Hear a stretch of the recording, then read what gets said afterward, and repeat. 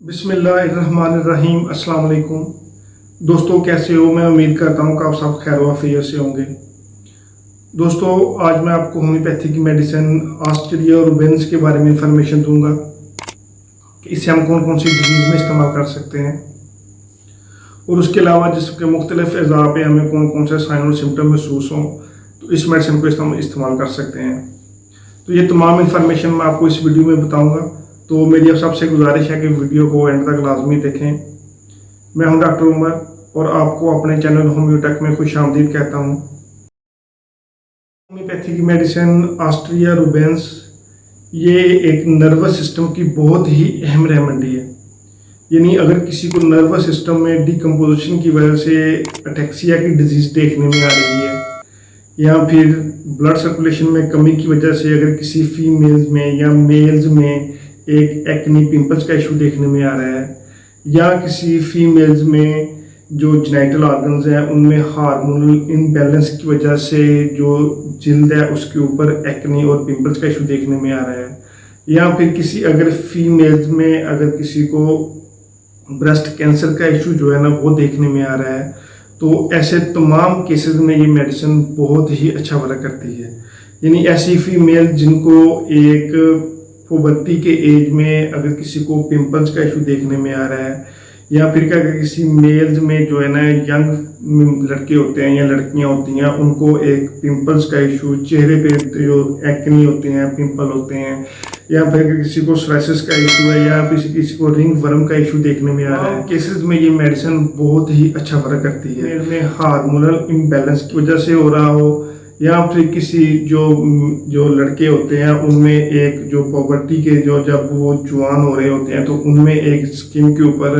Acne और pimples का issue देखने में आ रहा हो, तो ऐसे तमाम केसेस में ये मेडिसिन बहुत ही अच्छा वर्क करती है। सबसे पहले हम देखते हैं जिस्म के मुख्तलिफ अज़ा पे इस मेडिसिन के जो साइन और सिम्टम वो क्या महसूस होते हैं, तो इस मेडिसिन को हम इस्तेमाल कर सकते हैं। हम हेड के सिम्टम की तरफ देखें तो ऐसे फीमेल या मेल जिनको हेड के रीजन पे बहुत ही ज़्यादा थ्रोम्बिंग पेन जो है ना वो देखने में आती है, यानी इतनी शदीद पेन होती है कि ऐसे लगता है पेशेंट को कि उसकी जो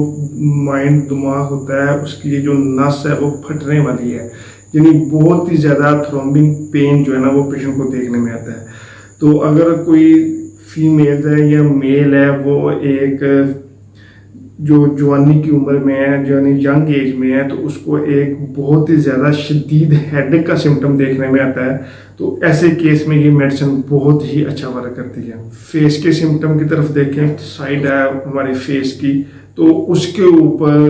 जो एक्नीज और पिंपल्स का इशू जो है ना वो ख़ास तौर पे फीमेल को देखने में आता है। तो उसके बाद ये लेफ़्ट साइड जो है ना उसकी मेडिसिन है। अगर किसी मेल में या फीमेल में लेफ़्ट साइड जो है ना नोज़ की लेफ़्ट साइड पे अगर किसी को एक्नी है या पिंपल्स है या फिर किसी को स्किन का सोराइसिस की इशू देखने में आ रहा है, तो ऐसे केसेस में ये मेडिसिन बहुत ही अच्छा वर्क करती है। मेल में चेस्ट की सिम्टम की तरफ देखें तो ऐसी फीमेल जिनको लेफ़्ट साइड पे जो एक चेस्ट वाला रीजन है वहाँ पे स्टर्नम है उसमें एक बहुत ही ज़्यादा शदीद दर्द का सिम्टम जो है ना वो देखने में आता हो और उसके साथ साथ जो दर्द है वो लेफ़्ट आर्म्स की तरफ जो है ना वो शिफ्ट होती हो और ख़ास तौर पे जो पेन है वो हमारे जो लेफ़्ट फिंगर होती है वहाँ पे तक जो है ना वो शिफ्टिंग पेन जो है ना वो देखने में आती है और बहुत ज़्यादा थ्रोम्बिंग पेन जो है ना वो देखने में आती हो और उसके साथ साथ जो एक्सिलरी ग्लैंड होते हैं उसमें एक स्वेलिंग देखने में आती हो।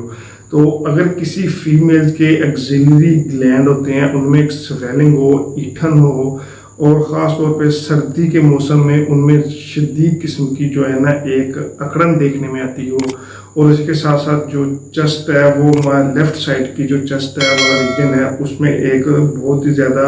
लेफ़्ट आर्म की तरफ जो है ना एक शिफ्टिंग पेन देखने में आती हो,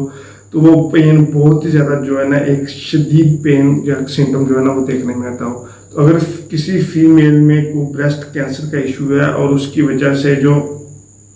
एक पेन है वो लेफ़्ट जो आर्म्स होती है उसमें एक शिफ्टिंग पेन देखने में आती हो, तो ऐसे केसेस में भी ये मेडिसिन बहुत ही अच्छा वर्क करती है। उसके बाद अगर हम नर्वस सिस्टम की बात करें तो ये नर्वस सिस्टम की बहुत ही अहम मेडिसिन है। यानी ऐसे ख़वातीन या ऐसे मेल्स जिनको नर्वस सिस्टम में डिकम्पोजिशन की वजह से या उसकी कमज़ोरी की वजह से मिल्की का इशू देखने में आता हो, या फिर किसी को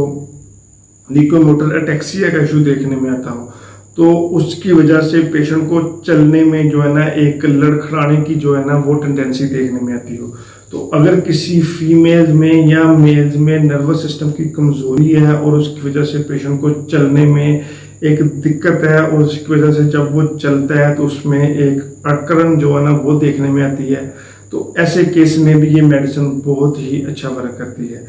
क्योंकि ये ब्लड सर्कुलेशन की बहुत ही अहम मेडिसिन है और इसको लेने से जो ब्लड की सर्कुलेशन है उसमें इजाफा होता है और उसकी वजह से जो एक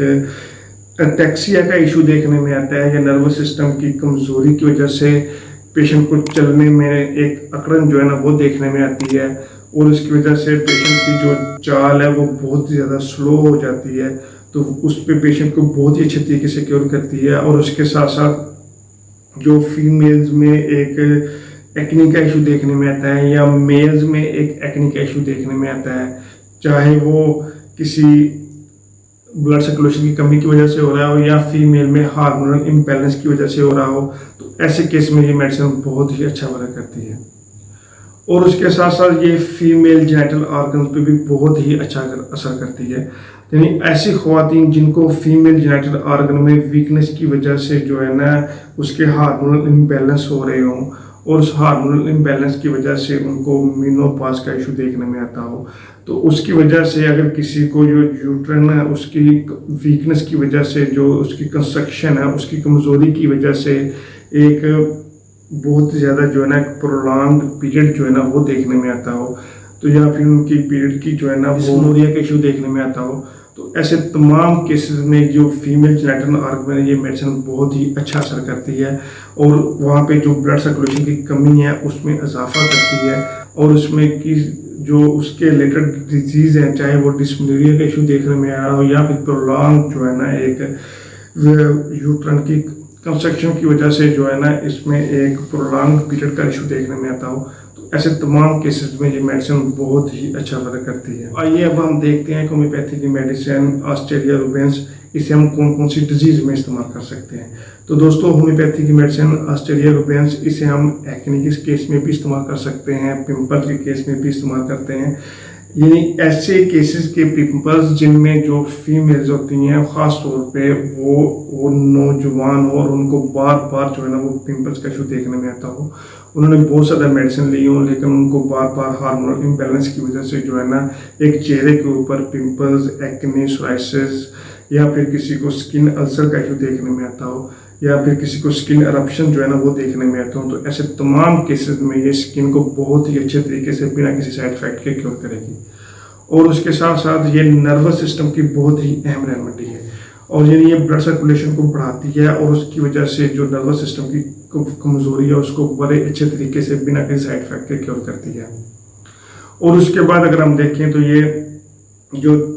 फीमेल चेस्ट कैंसर की बहुत ही अहम रेमेडी है और ख़ास तौर पे ये लेफ़्ट साइड का अगर किसी फीमेल को चेस्ट कैंसर का इशू देखने में आता है और उसके साथ साथ जो उनके एक्सिलरी ग्लैंड है वो बहुत ज़्यादा जो है ना वो हार्ड हो गए हों और उनमें एक जो है ना एक